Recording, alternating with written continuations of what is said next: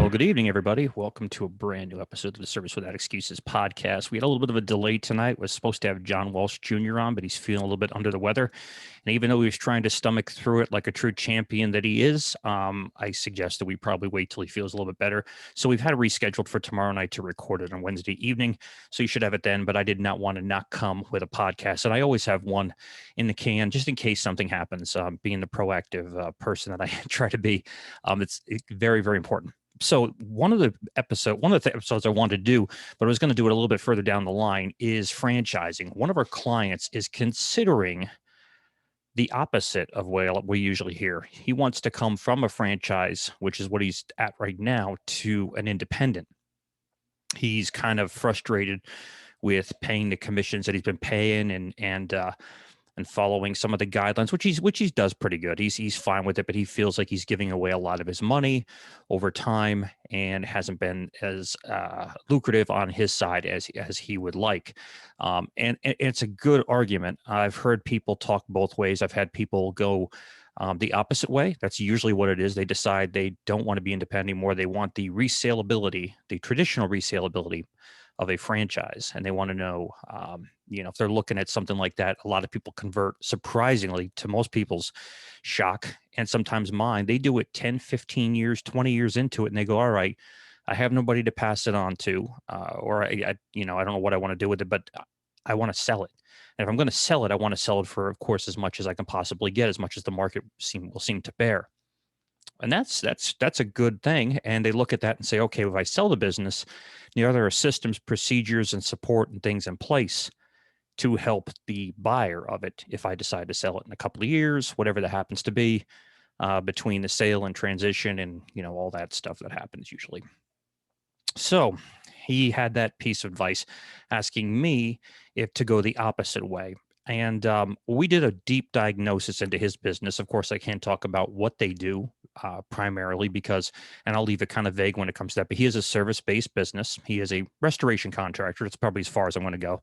And he's thinking about getting away from one of the big franchises. I think he's 9.5 years into a 10-year commitment to his franchisor. And his question was, I don't want to do it anymore. And my kids that are going to take over the business don't necessarily want to be part of the franchise. They don't feel it's a necessity today. And they say, Dad, it was big when you did it that many years ago. It gave you the advice, but there's so much information out there today. We'll work with different people. You'll work with myself, and we works with a couple other different people with his business. And he is, his kids have kind of coerced him into thinking a different way and saying, do I really need to have this franchise if it's going to my children? They don't want any part of it. They want to continue it as an independent. And what's the risks involved and what's the differences? Well, first thing I say to anybody that owns a franchise, this is the biggest shock. And I've talked about this in other podcasts in the past, not to this length, but when you purchase a franchise, you never own a franchise. You're like, Rob, the hell are you talking about? Of course I own the franchise. And I tell them, no, you lease the franchise. If you own something, you could sell it outright at any time with any, you could sell it in 5 minutes from right now. Can't do that with a franchise. And to boot, if you go, okay, so I still can, I go, okay, great. Did the franchisor agree to it? Did they agree to the terms? Is it good?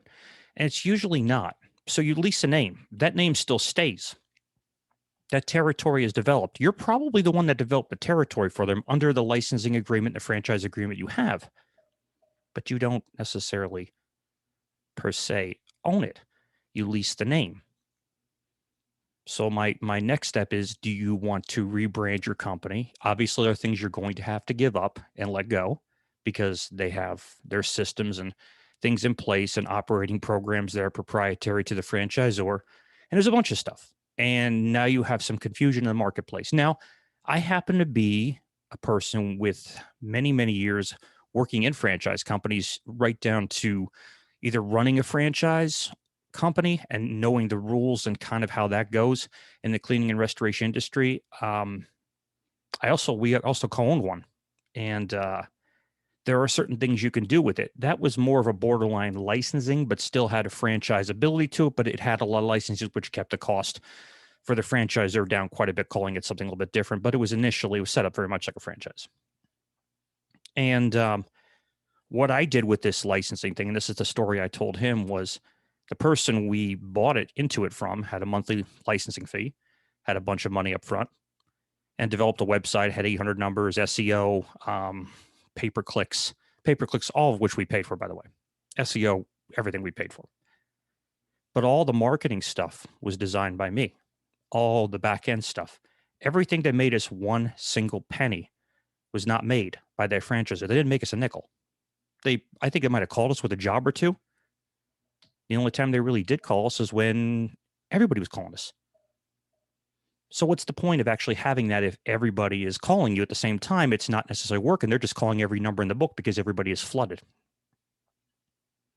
And the distinction between the two and understanding of what they're going to bring is huge. And that's a distinction factor. He was coming from something I already had to build. And my explanation to him was, as I'm saying right now, I had to rebrand everything. I had to rebuild. Now, we had this name, but I had to build everything because the franchisor didn't provide us with any of that. Old school sales techniques, promotional material, none of it. Sales things, videos, everything. Giveaways, rebranding of what everything we did, everything we had to do. The person that I was partners with originally said, I don't care. I don't want it associated necessarily with the other business I own. I want people confused with the two. And after about a year of it, he went, oh my God, what did I do? And I advised him ahead of time, you got to make a decision on what you want to do. It was out of his end anyway. It had really nothing to do with me. I was more of an operating partner. However, my 2 cents were no, let's develop our own, which is what he's eventually gone and done. And John is the one that was just on the interview, this past week. So you have to be prepared at that point to reposition and rebrand your company, if you want to call it that. You have to be able to redo your whole thing. There is a lot of technology out there now. You don't need a franchise. Most people don't. I just don't feel the need for it like I used to. That's my personal belief. There are people that like it, and I support them, and I have clients that are franchisees to companies. And quite often, I typically scratch my head because unless they're building the entire business for you with almost a guaranteed return, which is non-existent today because the costs are so high to build that franchise, I don't recommend it necessarily like I used to. I mean, there are some that I do think are very, very good, but they're usually low cost. They're not big build outs. They're not big restaurants. COVID kind of changed a few things when it came to mindset.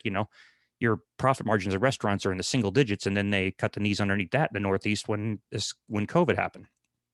So their margins went down to 2% and 3%. You could barely open your doors for that. So it's a challenging thing because even in those tough times, you're still going to pay the royalty fee. You're still going to pay your development fee. You're still going to contribute to your marketing, both national and local, on those things, which is what he's been doing.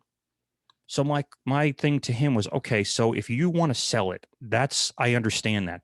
And I can't guarantee that's going to be great advice in a few years because with time, we're getting more and more information out there, and there are more forums and information and coaches, consultants, and God knows what that can come out and help you with all of the things that most franchisors can do and build around yourself. But here's the difference. When you pay that fee and you're done with it, you've paid the fee and done with it. Now you're almost doing it over again. Is it impossible? Hell no. Nothing's impossible. However, you have to be prepared for the cost, and you have to be prepared for the investment of time. There's a cost to it financially. There's a cost to it mentally. There's a cost and a toll to it, but is it worth it? I think it is for his reasons because his kids are not on board with going further with the franchise. They don't think they get enough, and they're looking at numbers and looking at all of the back end stuff. He had openly admits his kids are much smarter with numbers than he is. And truth be told, his kids are smarter than I am with numbers on it. So that doesn't mean anything. These are pretty bright kids, went to great colleges, and they just don't see the need for it going forward in comparison. And their excuse was me saying, he gives you all this stuff because he's done it in the background. Why are we paying for two different people? And they make a valid point. I don't need to be there if they're doing their job. and they don't need to necessarily be there if I'm doing my job. And I position every business like a franchise because it's a system-based business. And if you know anything about our podcast, you know anything about the stuff that we ever talk about here on these podcasts, is systems. Everything's a system. Everything gets rolled out like a system. Our cleaning business, multi-truck carpet cleaning and tile and grout cleaning business is a system, everything to it. I don't know how to operate outside of a system. It's just not in my mindset, not in my wheelhouse. I couldn't do something off the fly because I don't want to do it that way. It's a system, procedure, and a process that we follow. Doesn't mean you can't bring in new systems, process, and procedures, and you need to be open-minded to it. However, that's what it is. So in a franchise, they're used to that. In a franchise, you're used to having all that support, check off lists, send guys out for training, whatever that happens to be. There's a lot that you can do. Do I honestly think he still needs a franchise? I don't. He's doing a few $1 million a year. Very successful guy, has a great profit margin, done very well. He has more than capable kids of taking over the business when he retires, if that's what he chooses to do. And that's his thought. So my advice to him, again, not saying who and what he is and who he's affiliated with, was make the jump, and we can develop a program around it and train your guys around it and build something out that I think is really good. I have a good friend and I bring him up from time to time. Sean has his whole business set up on an incredible system, but he has hired out and paid a ton of money as an independent, a fortune rather, an independent to come out and just position his whole business, systems, operations. He has one of the best run businesses I know of, and it's efficient, it's lean, it's effective, and it's, if they're not there, it still gets done. And that's a business. They went independent. They never even thought about it. I think maybe he thought about it in the past, but he's an independent that runs it like a franchise, and he never owned one that I'm aware of. I don't think he ever went to that level. So the point is, depends on the person, depends on your outlook. I have people that have talked to in the past that have came out of the military or coming out of the military, or they're taking some of their money they've made and they want to invest in a business. And I explain immediately right off the bat the benefits of both. First of all, a person that has been in the military understands standard operating procedures and following through with a mission. Two things most business people do not have very well because they've never had that kind of training. They're training. Most people that are in business, by the way, have never worked for anybody else. The majority of people have not been employed by somebody else. They don't have that fiscal conservatism with what they're doing. They're not efficient with their time. They just kind of go by their thing. And if they get lucky and they hit it good, it's like hitting gold. They go on with it, but that's not most businesses. So many entrepreneurs have just been entrepreneurs from day one or inherited it from another family member, whatever it was. They did not do it.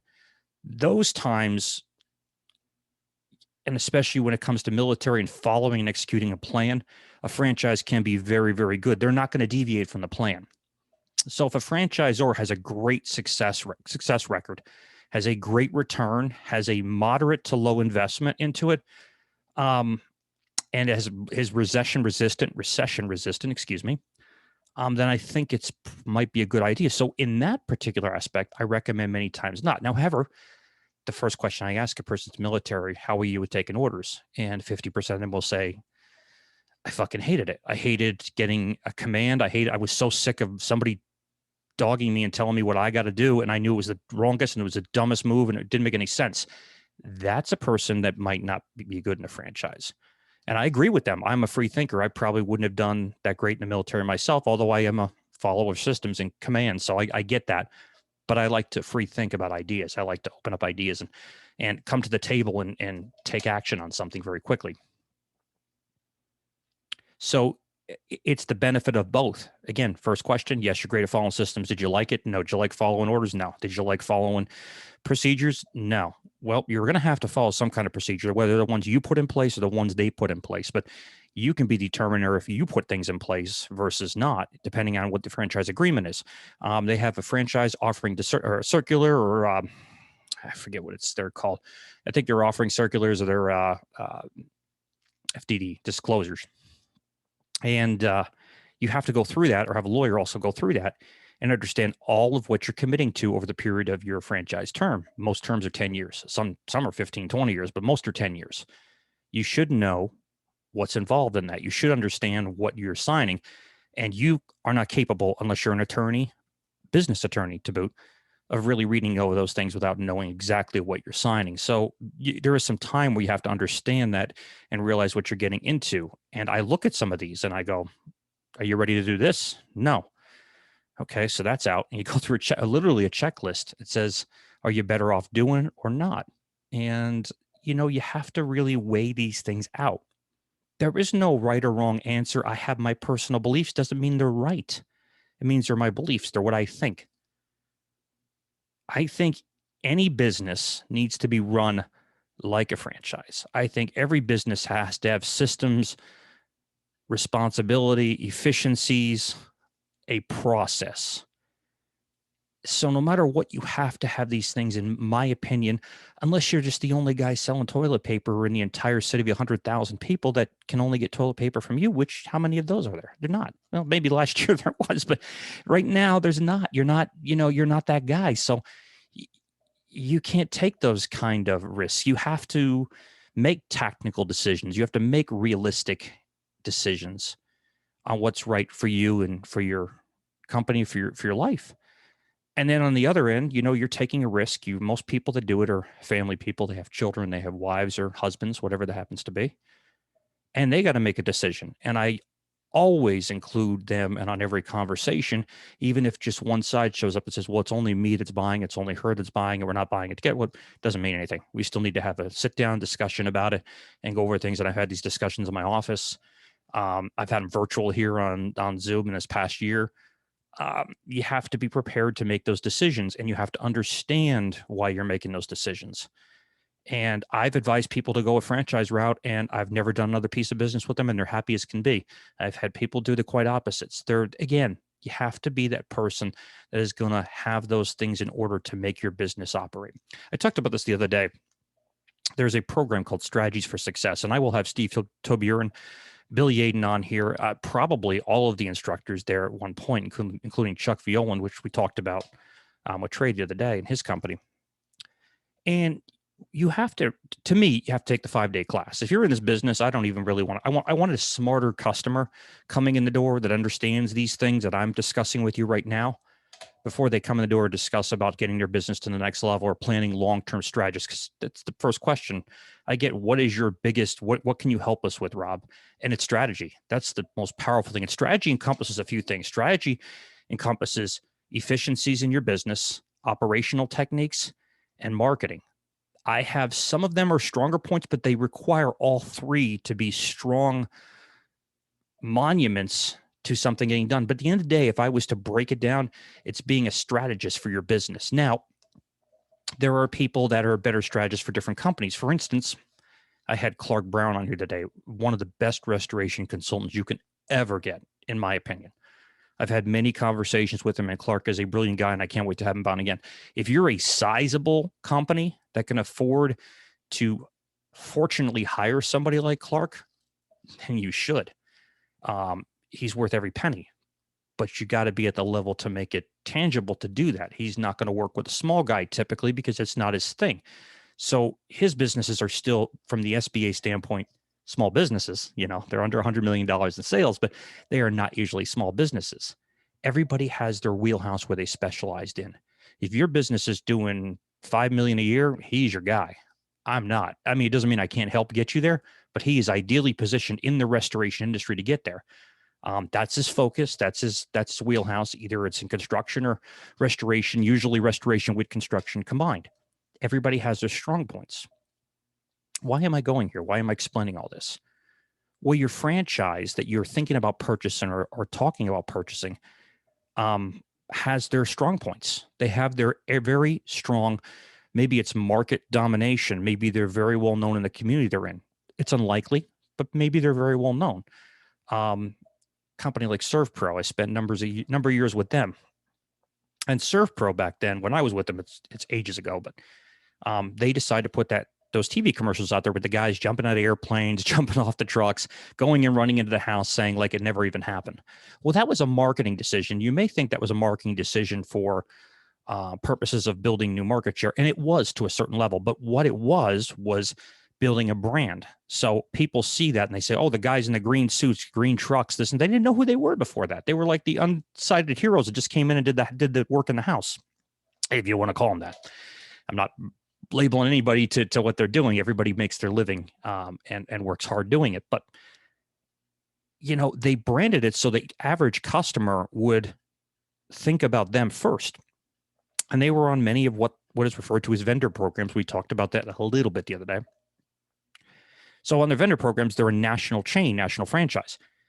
Well, they're getting a lot of work from that national relationship. So they wanted to make sure that they got in the front door and not necessarily the back door. Rob, what do you mean by the front door and the back door? The front door is they're ready. They know who they are. They're aware of it. Those guys, yeah, I seen them. That's great. We'll get them in. The back door is the guy that comes in and somebody else refers. It could be a cousin, could be a relative, could be the agent, could be an adjuster. It could be a plumber, it could be somebody else. They're the guys that are saying, okay, the insurance company recommended somebody. They can't really steer them because that's illegal, but they're going to make their suggestions by trying to put it on. We'll do this, which they really can't because everybody's got to provide the same. But it's a good way to get in the front door. And if you saw those commercials, they're already used to seeing the name. Follow me? So there's community branding within that mindset. So they're more well-known. But you have other companies like Paul Davis. Most people never heard of them unless you're a restoration contractor. 1-800-Water Damage. It's a great name, but not an everyday name, but a great name. They're owned by a company called Belfor. If you're in the industry, Belfor inside out. It's one of the big players, and I've had a very good relationship with them in the past. I like them. I'm a fan. But they're the big dogs on the street. But there's certain things they can do, and I was able to work one-on-one with them. But that company bought franchises because they wanted to make sure they could have not just the corporate work and the mainstream work they get because they were so big and capable of doing everything. They got that. Does that eliminate franchises from operating and opening every day? Absolutely not. Because just as many people get in as people get out. It's just the way the business world is. This past year, restoration contractors, most of them have said they've done a little bit better because of the COVID, because of more disinfecting.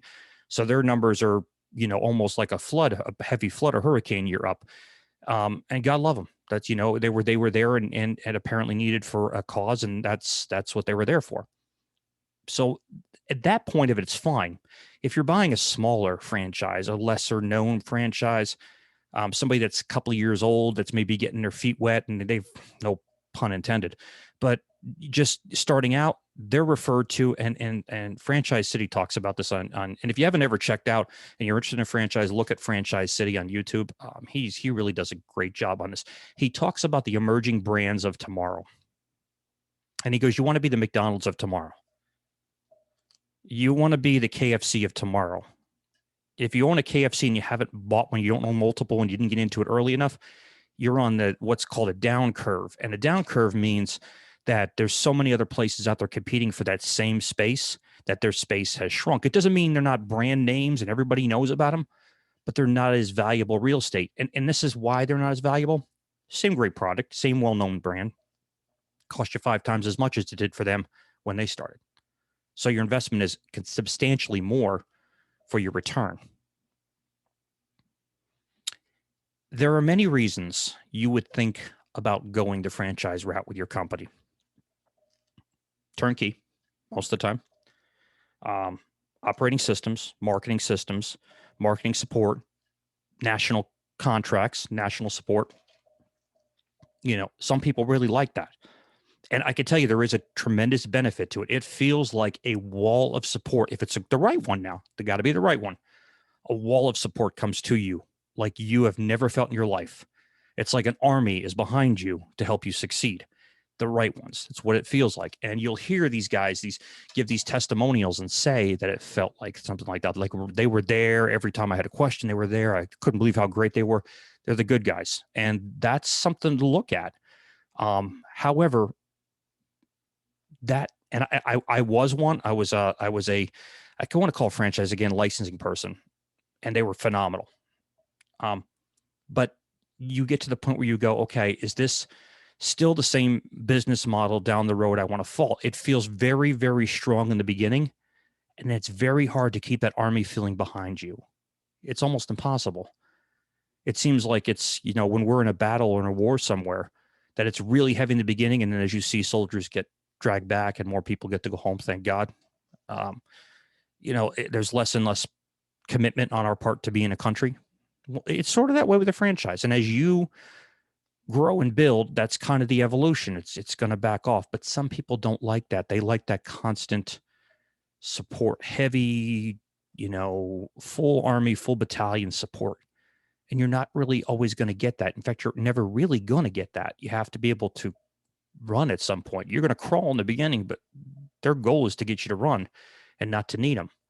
That's when franchisers have a little bit of what they call buyer's remorse. They have a little bit of, oh no, what did I do? This felt so great, felt so good.